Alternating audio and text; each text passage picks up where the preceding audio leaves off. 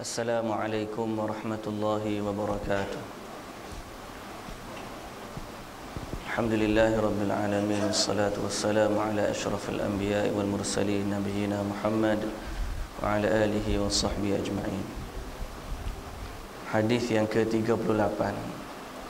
An Abi Hurairah radhiyallahu anhu qala Rasulullah sallallahu alaihi wasallam, Inna Allah Ta'ala qala man 'ada li waliyan faqad adhantuhu bil harb wa ma taqarraba ilayya 'abdi bi shay'in ahabba ilayya mimma aftaradtuhu alayhi wa la yazalu 'abdi yataqarrabu ilayya bin nawafil hatta uhibbahu fa idza ahbabtuhu kuntu sam'ahu alladhi yasma'u bihi وبصره الذي يبصر به ويده التي يبطش بها ورجله التي يمشي بها ولئن سألني لأعطينه ولئن استعاذني لأعيذنه رواه البخاري.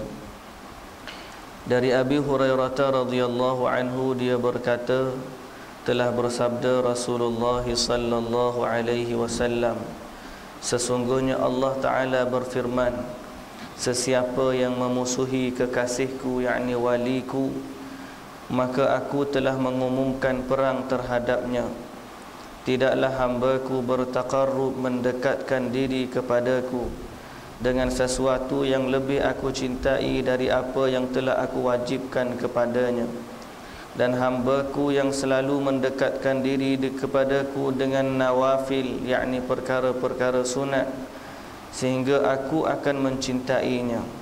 Dan jika aku telah mencintainya, maka aku adalah pendengarannya yang dia gunakan untuk mendengar, penglihatannya yang dia gunakan untuk melihat, tangannya yang digunakannya untuk memukul, dan kakinya yang digunakan untuk berjalan. Jika dia meminta kepadaku, nescaya sungguh aku akan mengabulkannya. Dan jika dia meminta perlindungan kepadaku, nescaya aku akan melindunginya. Hadis riwayat Imam Al-Bukhari. Sidang jemaah yang dirahmati Allah Subhanahu wa ta'ala sekalian, dalam hadis ini terdapat faedah. Kita sambung faedah pada hadis ini dan kita ulang faedah yang ke-9 padanya. Faedah yang ke-9 daripada hadis ini bahawa memperbanyakkan amalan nawafil atau nafilah, amalan-amalan yang sunat, adalah sebahagian daripada sebab kecintaan Allah Subhanahu wa ta'ala. Sebab kata hatta dalam hadis ini adalah untuk menyatakan tujuan. Apabila anda memperbanyakkan amalan nafilah, maka bergembiralah dengan kecintaan Allah Subhanahu wa ta'ala. Jadi amalan-amalan yang sunat, selain daripada dia mencukupkan yang fardu, menampung kekurangan pada amalan yang wajib, dia juga malah menambahkan kecintaan Allah Subhanahu wa ta'ala kepada hambanya. Semakin banyak kita melakukan amalan yang sunat, maka semakin banyaklah cinta Allah, kecintaan Allah Subhanahu wa ta'ala kepada kita. Akan tetapi yang penting untuk diketahui adalah bahawa balasan amalan ini hanya berlaku pada amalan yang sesuai dengan syariat. Tidak semua salat yang dilakukan akan mencegah pelakunya dari perkara keji dan mungkar. Tidak semua amalan nafilah akan mendekatkan pelakunya kepada Allah Subhanahu wa ta'ala. Saya mengatakan demikian, kata penulis kitab ni, saya mengatakan demikian bukan untuk menjadikan anda berputus asa, akan tetapi memotivasi supaya anda benar-benar serius dalam beribadah dan menyempurnakannya, sehingga dia mendapatkan pahala yang dijanjikan di dunia dan di akhirat. Jangan kita ingat bahawa kita bila sudah melakukan perkara yang sunat, secara automatiknya kecintaan Allah itu akan datang. Dan kita dah sebut pada waktu semalam betapa banyak orang yang melakukan ibadah dia tidak mendapatkan cinta Allah. Boleh jadi kerana dia tidak membaiki hati dan juga amalannya. Sebab kesempurnaan ibadah terletak pada dua syarat, iaitu al-ikhlas pada perkara hati, dan yang kedua adalah al-mutaba'ah dengan cara yang diajar oleh Nabi sallallahu alaihi wasallam. Banyak orang yang melakukan salat 5 waktu dan salat-salat sunat, akan tetapi hatinya tidak merasa jauh daripada perkara keji dan mungkar. Tabiat hatinya tetap seperti sedia kala. Tetap seperti sedia kala. Kenapa hal ini terjadi? Adakah kerana alatnya, yakni salat, yang kurang memadai, ataupun orang yang menggunakan alat ini tidak pandai melakukannya? Apabila kita melakukan amal soleh, tiba-tiba yang dijanjikan oleh Allah Subhanahu wa taala tak dapat. Allah Ta'ala janji, innas salata tanha 'anil fahsya'i wal munkar. Salat mencegah daripada perkara keji dan mungkar. Allah Ta'ala janji bahawa an-nawafil mendatangkan kecintaan kepada Allah. Allah Ta'ala janji bahawa dalam majlis ilmu terdapatnya ketenangan. Tiba-tiba pelakunya, orang yang melakukannya, tidak mendapatkan apa yang dijanjikan oleh Allah. Maka kalau kita nak letak kesalahan ataupun nak cari punca kenapakah yang dijanjikan itu tidak berlaku dan tidak terhasil, jika kita lihat pada penjanjinya, siapa yang janji? Allah. Wa man asdaqu minallahi qila. Dan siapa yang lebih benar daripada Allah? Tak ada. Kalau Allah yang janji, pasti benar. Sebab ni janji Allah. Kalau Allah janji, pasti benar. Allah janji Islam akan bangkit kembali. Benar, pasti bangkit. Cuma bapa tak bangkit lagi? Boleh jadi kita tidak menepati syarat untuk Islam itu bangkit. Yang tak jadi itu bukan pada soal janji, sebab janji daripada Allah pasti berlaku. Wa man asdaqu minallahi haditha. Siapa yang lebih tepat? Innallaha la yukhliful mi'ad. Allah sama sekali tidak memungkiri janjinya. Yang salah manusia. Kita yang salah. Janji Allah benar. Yang kita ulang banyak kali, Quran. Allah Ta'ala kata, wa nunazzilu minal Qur'ani ma huwa shifaa'un wa rahmatul lil mu'minin. Kami turunkan daripada Al-Quran apa yang menjadi ubat, syifa'. Tak baca kita, baca-baca tak jadi, baca-baca tak jadi. Dah, jin pula duk sengih kita dah.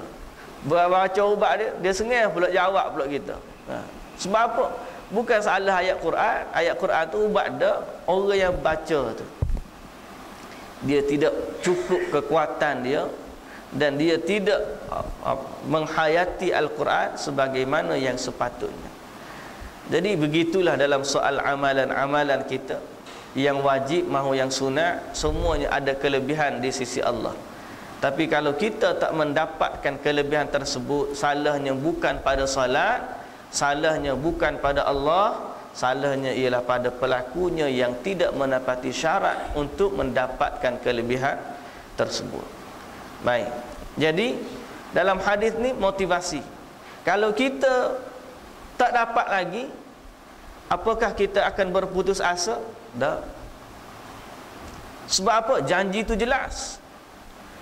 Macam hari ni orang dapat satu peta harta karun yang memang confirm harta tu ada. Selagi tak jumpa, dia tak berhenti cari. Sebab confirm dah tu ada.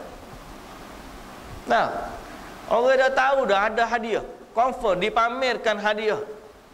Hadiah memancing, hak tidak judilah dak. Nampak dah memancing. Tunggu juga situ. Selagi tak dapat ikan, selagi masa tak habis, selagi tu duk pancing situ. Duduk sehari suntuk duduk situ. 2 hari boleh jadi. Sebab apa? Sebab nampak hadiah. Dia yakin ada ganjaran, tapi hasilnya dia belum dapat. Dia akan usaha sehingga dia mendapatkan sebab keyakinan dia pada hadiah yang ditawarkan. Begitulah kita pada amal ibadah. Yakinnya kita tentang kelebihan yang dijanjikan oleh Allah dan Rasul menyebabkan kita tidak berputus asa dalam melakukan ibadah kepada Allah Subhanahu wa ta'ala dan memperbaiki amalan kita supaya mendapat apa yang dijanjikan. Baik. Faedah yang ke-10. Bahawa jika Allah Ta'ala menyukai seorang hamba, dia akan membenarkan, dia akan meluruskan pendengarannya, penglihatannya, tangan dan kakinya, yakni semua panca inderanya.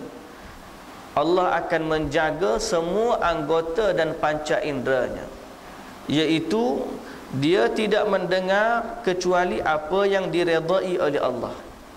Dia tidak melihat kecuali apa yang diredai oleh Allah dan bermanfaat. Dia tidak menggunakan tangannya melainkan pada tempat yang diredai oleh Allah, dan begitulah anggota kakinya. Semualah Nabi SAW sebut ni perkara yang banyak manusia guna. Hawas, apa? Kaki, tangan dan juga anggota penglihatan. Tengok mata dengan tengok, dengar dengan telinga, kaki pun dengan kaki, tangan pun dengan tangan, mulut pun, semualah. Yang tidak disebut pun termasuk juga, sebab yang Nabi SAW sebut adalah kunci kepada panca indera yang banyak. Jadi semua apabila seorang ini sudah berada dalam kecintaan Allah, Allah sayang kepada dia. Kita ni sedang jemaah yang dirahmati Allah, banyak perkara dalam hidup kita di luar kawalan kita. Banyak perkara, dan kita tak mampu untuk mengelak semua perkara.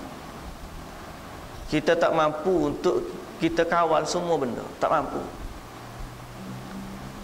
Untuk kita jaga penglihatan kita, kita ikhtiar banyak mungkin. Tapi kalau dengan penjagaan kita semata-mata, kadang-kadang payah nak jaga. Pendengaran kita, kita nak dengar orang cakap yang baik-baik je, kita boleh berpindah tempat begitu dan begini. Tapi kalaulah hanya kerana kita sendiri tanpa bantuan Allah, tak boleh. Ayat kita nak, wala takilni ila nafsi tarfata ain. Ya Allah, janganlah kamu wakilkan urusan diriku kepadaku walaupun sekelip mata. Dah. Kita dengan Allah Subhanahu wa ta'ala ni, jangan kita berpisah hubungan, berputus hubungan dengan Allah, sebab setiap detik dan setiap saat kita bergantung harap kepada Allah Subhanahu wa ta'ala. Mata kita, telinga kita, tangan kita, minta dengan Allah. Minta dengan Allah, ya Allah, pandulah kita pada jalan yang Allah redai. Allahumma waffiqni lima tuhibbu wa tarda wa khudh binasiyati ila albirri wat taqwa. Ya Allah, taufikkan aku kepada apa yang engkau suka dan apa yang engkau redha, dan peganglah ubun-ubunku, pandulah ia kepada tempat yang engkau kepada kebaikan dan juga takwa. Sebab kita tak mampu, apatah lagi dalam saat akhir zaman ni, macam-macam fitnah yang berlaku. Jadi kita serahkan urusan kita kepada Allah Subhanahu wa ta'ala. Itu selepas ikhtiar lah. Bila kita ikhtiar, ambil jalan-jalan sebab-sebab yang mendatangkan kecintaan Allah, lepas tu serah urusan kita kepada Allah. Allah lebih sayang kepada kita daripada kita sendiri apabila kita bertakwa kepada Allah. Allah lebih sayang kepada hambanya lebih daripada ibu sayang kepada anaknya. Jadi apabila kita sudah mendapatkan sebab-sebab untuk mendatangkan cinta Allah, maka berserah dirilah kepada Allah, bertawakal kepada Allah. Apa yang datang kepada kita pasti yang terbaik dari Allah Subhanahu wa taala. Jadi soal pandangan kita, penglihatan, pendengaran, ikhtiarkan supaya menjadi yang diselari, yang dicintai oleh Allah, dan banyak-banyakkanlah bermohon kepada Allah. Sebab kadang-kadang kita tak boleh nak jaga hak duk masuk dalam telinga kita ni. Akhir zaman ni macam-macam. Kita tak nak dengar pun jadi dengar. Masuk supermarket, kalau musim raya Cina, lagu Cina. Kalau musim di Bali, raya lagu India. Musim hari raya, raya Melayu. Nah, dekat-dekat ni kalau pergi Penang boleh dengar hak lagu Korea. Lala ni lah ni dekat sehari dua ni. Nah, jadi kita payah dalam suasana akhir zaman. Kalau kita tengok dalam hidup kita, banyak mana kita dengar benda-benda yang baik. Kita letak pendengarannya, banyak mana yang kita dengar benda baik. Ambil nisbah separuh daripada sehari kita. Ambil nisbah satu hari kita, separuh daripada dia. Berapa banyak kita dengar benda baik? Mendengar bacaan Al-Quran, dengar kuliah agama ni sekejap ya, 20 minit. Tak ada lah. Duduk atas kereta nak pergi pejabat tu kita dengar apa? Duduk dalam jabat pula dengar apa? Daripada zuhur pula. Tak ada, kadang-kadang manusia terputus pendengarannya daripada benda yang baik, melainkan balik mari kuliah maghrib dulu. Kuliah subuh lepas kuliah maghrib. Tu kalau mari kuliah maghrib. Kalau tak mari kuliah subuh, tak mari kuliah maghrib, pendengaran dia banyak mana sampai masuk dalam telinga dia apa yang diredai oleh Allah. Penglihatan dia banyak mana sampai dia tengok mushaf, tengok wajah ibu bapa, tengok ziarah jiran tetangga. Ambil nisbah dalam hidup kita. Hasibu anfusakum qabla an tuhasabu. Cuba muhasabah diri kita sebelum kita dihisab oleh Allah Subhanahu wa taala. Jadi kalau kita rasa kurang cukup lagi, kita usaha tak mampu, maka caranya ialah kita memperbanyakkan amal soleh, amal sunat pada tempat lain untuk menjaga tempat lain. Dia ubat ni kadang-kadang bukan datang daripada direct dia. Kita nak jaga mata, nak jaga telinga, nak jaga anggota kita. Ikhtiar dah jaga, tak jadi.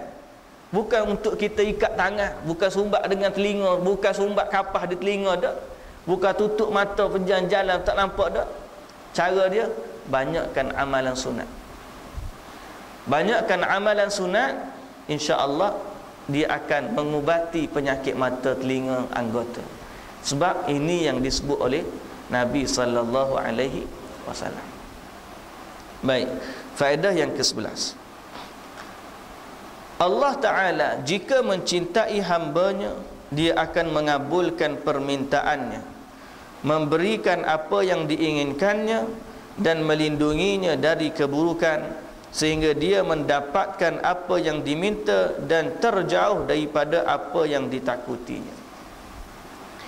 Satu lagi kelebihan orang yang disukai, dicintai oleh Allah, apabila dia banyak ibadat dan dia disukai oleh Allah, maka Allah Subhanahu wa taala memberi tawaran kepada dia. Dalam hadis kursi ini Allah Taala bagi tawaran, wala in sa'alani la u'tiyannahu. Kalau dia minta, aku akan bagi.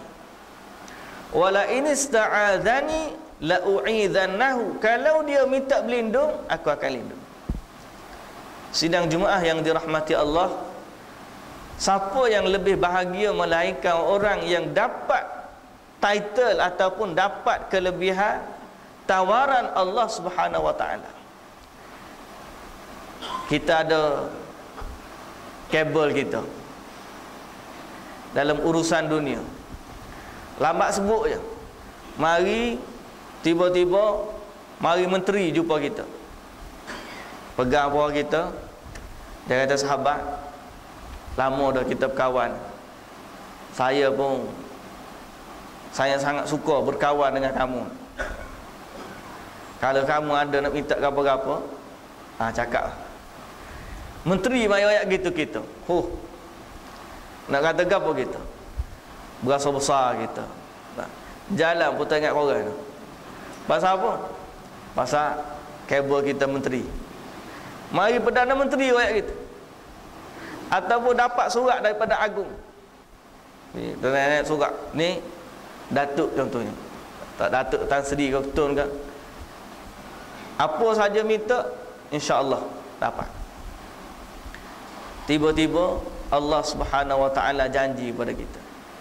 Wala in sa'alani la u'tiyannahu. Siapa yang banyak amal soleh dia sampai kepada cinta Allah, dia minta je dengan Allah, Allah bagi.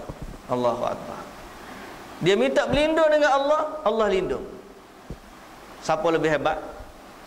Ni lebih hebat. Sebab tu para sahabat dulu tak heran. Kan kita cerita tentang Salim bin Abdullah dengan Khalifah Marwan bin Abdul Malik bin Marwan. Nah, Salim bin Abdullah dengan Khalifah Abdul Malik bin Marwan. Sampai dalam depan dia tengah buat haji, Khalifah Abdul Malik nampak Salim bin Abdullah, seorang ulama. Tanya, "Wahai Salim, kamu ada nak minta apa-apa dengan aku?" Jawab Salim apa? "Khalifah mu tak malu ke tanya gitu depan Kaabah? Kita duduk depan Kaabah, rumah Allah yang tidak diminta selain daripada Allah. Tiba-tiba kamu tahu pada aku lagu tu. Mu tak malu pada Allah?" Senyap tak kata apa Khalifah.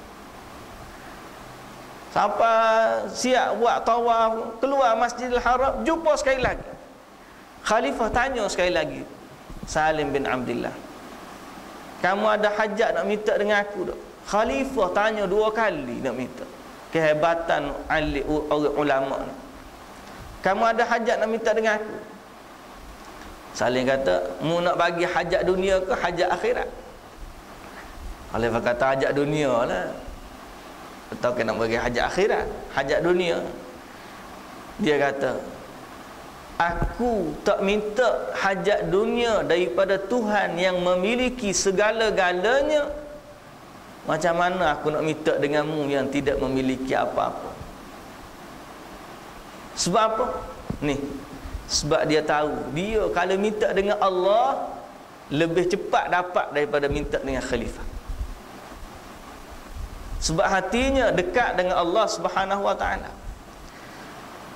Dan Allah Subhanahu wa taala kata, "Rubba ash'atha aghbar dzu timrain law aqsama 'ala Allah la abarrah." Adanya orang yang kusut masai, hanya ada 2 helai pakaian. Law aqsama 'ala Allah, ataupun kadang-kadang dia ni dihalau di pintu-pintu, tidak diterima manusia, ketuk pintu atau tutup pintu. Tak ada nilai di sisi manusia, tapi di sisi Allah, lau aqsama 'ala Allah la abarra. Kalau dia bersumpah atas nama Allah, pasti Allah kabulkan permintaan dia. Orang yang hebat sebab hubungan dia dengan Allah Subhanahu wa taala. Jadi siapa yang lebih cepat kabulkan? Orang yang dekat dengan Allah Subhanahu wa taala. Sidang jemaah yang dirahmati Allah, jika seseorang berkata apakah ini berlaku secara umum, iaitu apabila seorang memohon apa pun akan dikabulkan selama dia memiliki sifat-sifat ini, apakah apabila seorang itu sudah sampai ke tahap dia ni doanya mustajab, apakah semua permintaannya pasti dikabulkan? Dia kata jawapannya tidak. Tidak tu sebab apa? Sebab dalil-dalil syariat atau dengannya saling terkait. Bukan, dalil tu bukan pada hadis ni saja. Apabila dia berdoa dengan perbuatan dosa dan memutuskan silaturrahim atau kezaliman terhadap manusia, maka permohonannya tidak akan dikabulkan. meskipun dirinya memperbanyakkan amalan nafilah, atau dia telah mencapai martabat yang tinggi, iaitu kecintaan kepada Allah Subhanahu wa ta'ala. Jadi dalam bab doa ni ada satu lagi perkara yang kita perlu tahu selain daripada mendapatkan kecintaan kepada Allah, ialah kita tahu apa yang kita minta tidak bertentangan dengan kemurkaan Allah. Kalau kita nak guna asas kecintaan kepada Allah untuk mustajabnya doa, jangan doa pada perkara yang dimurkai oleh Allah. Perkara yang Allah Ta'ala redha, maka insya-Allah. Baik, faedah yang ke-12. Karamah, kemuliaan para wali di sisi Allah, di mana siapa pun yang memusuhi mereka, maka Allah mengumumkan perang terhadapnya. Maka dalam hadis ini mensabitkan wali daripada wali Allah dan juga kemuliaan mereka, iaitu siapa yang memusuhi wali Allah, maka Allah akan perangi mereka. Dan yang ke-13, yang terakhir daripada faedah hadis ini, memusuhi wali Allah termasuk dosa besar, kerana perbuatan tersebut Allah Ta'ala mengumumkan perang. Wallahu a'lam. Jadi daripada hadis ini dapat banyak faedah kepada kita sidang Jumaah yang dirahmati Allah. Faedah yang paling utama dalam hadis ini telah menyatakan wujudnya para wali dan dosa besar bagi mereka yang memusuhi wali-wali Allah. Di saat akhir zaman ni kita sangat-sangat minta kepada Allah Subhanahu wa ta'ala supaya Allah memandu kita untuk mencintai orang yang dicintai oleh Allah dan membenci orang yang dibenci oleh Allah.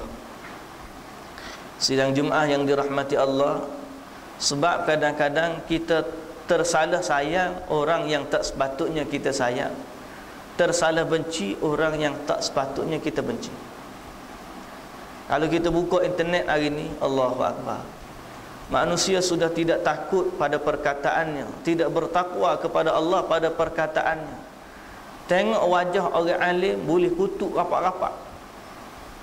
Kita berasa dia tak berasa ke orang dia kutuk tu atas dasar politik tu, walaupun apa atas dasar politik, sekurang-kurangnya orang ni solat, bertahajud, buat baik, menjaga. Sebab apa?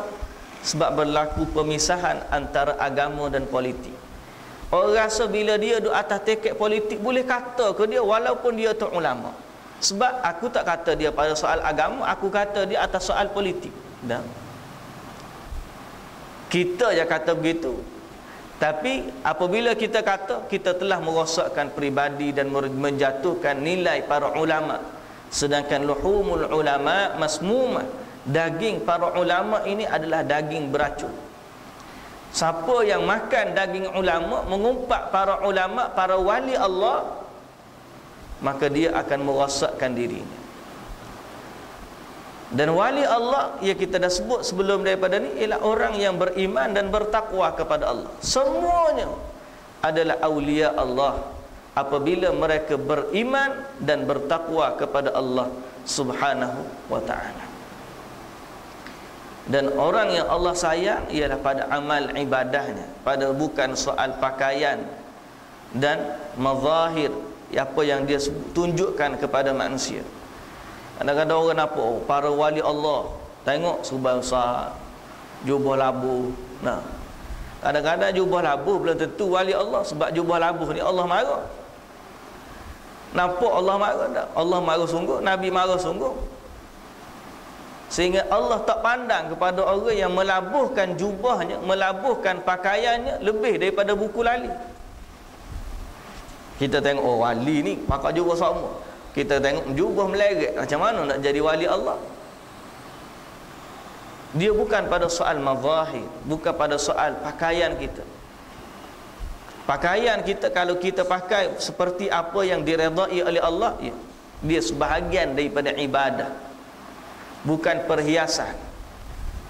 Kalau pakai serban besar sekalipun, besar serban dia, tapi soal ibadah dia gagal, maka orang ni tak jadi wali Allah. wali adalah pada soal iman dan juga amal dia terhadap Allah Subhanahu wa taala. Jadi dalam hadis ini memusuhi wali Allah adalah termasuk dalam dosa besar, dan insya-Allah kita akan sambung pada minggu depan pada hadis yang baru, itu hadis yang ke-39 insya-Allah. Subhanakallahumma wa bihamdika asyhadu an la ilaha illa anta astaghfiruka wa atubu ilaik. Aqulu qawli hadza wa astaghfirullahal azim li wa lakum. Assalamualaikum warahmatullahi wabarakatuh. A'udzu billahi minasyaitonir rajim. Bismillahirrahmanirrahim. Alhamdulillahi rabbil alamin wassalatu wassalamu ala asyrafil anbiya'i wal mursalin nabiyina Muhammad wa ala alihi wa sahbihi ajma'in. Ya rabbana lakal hamdu kama yanbaghi li jalali wajhika wa 'azimi sultanik. Allahumma ighfir lana dhunubana wa liwalidina warhamhum kama rabbawna shighara wa li jami'il muslimina wal muslimat wal mu'minina wal mu'minat al ahya'i minhum wal amwat bi rahmatika ya arhamar rahimin. Wa sallallahu ala nabiyyina Muhammad wa ala alihi wa sahbihi wa sallam. Walhamdulillahi rabbil alamin.